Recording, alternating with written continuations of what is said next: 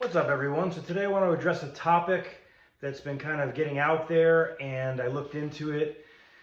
So there's been some claims with the COVID vaccine that there's a vaccine, like VAIDS, vaccine-acquired immune deficiency syndrome, and we need to clear some of this up. So that has not been established, but let me tell you what has been established. There's something called vaccine-induced immune diversion, okay? And I wrote a bunch of notes here so I can read this to you guys. This has been observed in 2015 with the HIV-1 vaccine and the trials that they used for that. Dengue vaccine in 2017, where the trials got published in the New England Journal of Medicine in 2018. They saw it with that.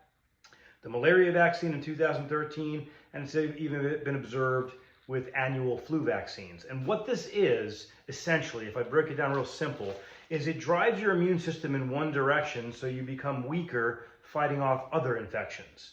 So this is not a full-blown AIDS, right? But this is something where it is a weakening of the immune system towards certain pathological organisms, all right? In fact, in the dengue vaccine, in that trial, they called it antibody-dependent enhancement. And so it sent the antibodies in one direction towards this particular pathogen, but made it weaker for subsequent strains. So this has been observed before, and there's speculation and some studies coming out seeing that this is possibly happening with the COVID vaccine as well. So let's look at three particular studies. So in 2022 in Lancet, there was a published study, immune function among vaccine individuals after 8 months, when they looked at, they got 2 shots, the vaccine. 8 months later, they compared that group to unvaccinated people, and they saw that their immune system was weaker than the unvaccinated people after 8 months. So that was just one thing I wanted to reference kind of like quickly, but I thought that was pretty significant. 2023, post-vaccination syndrome study done by Yale. This was with 241 people that had got the vaccine and had what they call PVS, post-vaccination syndrome, okay? And to give you some idea of the things that showed up in this study, out of the 241 people, 71% had exercise intolerance, 69% excessive fatigue, 63% numbness, 63% brain fog, and 63% neuropathy. It's a popular number apparently. So those are the 5 most common symptoms that they experienced with the post-vaccination syndrome, specifically from the COVID vaccine. Now this is the one where people start quoting, this is how I started my research today.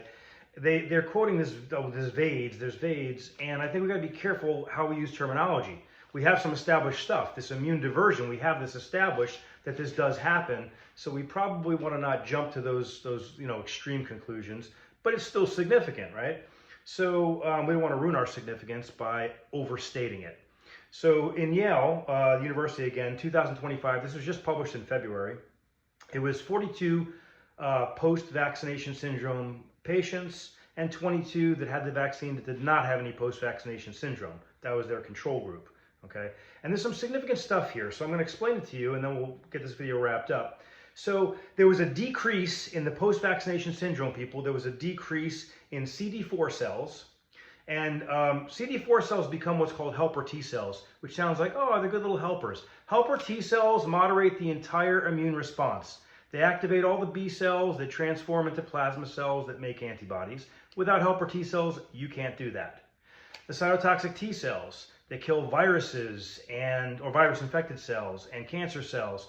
You can't activate those without helper T cells. So it's sort of lower number in those cells, so decreasing the immune response by that. It also showed an increase in, it's called TNF alpha plus CD8 cells, and that's fancy, but TNF is just tumor necrosis factor. It's a type of cytokine, a chemical messenger that causes inflammation.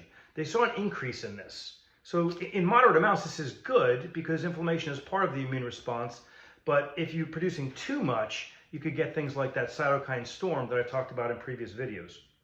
So again, too much of that, too much inflammation, potentially causing tissue damage.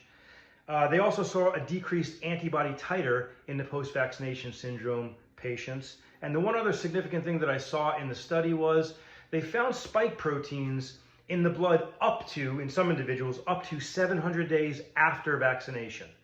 So these spike proteins were staying in the blood for a long time, and what you have to understand is the spike proteins are the things that cause the damage. So when it's attached to the virus, it's what allows the virus to enter the cell and infect the cell, right? It binds to what's called an ACE2 receptor.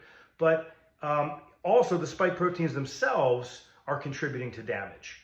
So if you have mRNA vaccine that's producing spike proteins over 700 days, that could be causing damage to numerous tissues in the body. We've seen that the nanoparticles that carry the mRNA vaccine get into every single tissue in the body pretty much. So anyway, that's some information for you. I know it was a long video. I hope you stuck with me. Stay strong. I'll see you next time.